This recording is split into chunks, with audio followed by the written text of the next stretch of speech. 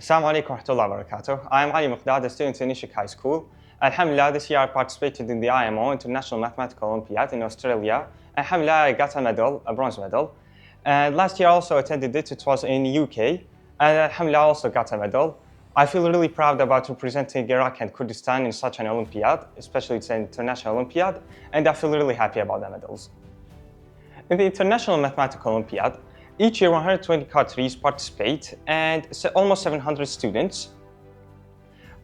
We participated representing both Iraq and Kurdistan in this International Mathematical Olympiad, and we managed to make friends with lots of different people. We saw the different nations and how they interact with people, and we met with kangaroos.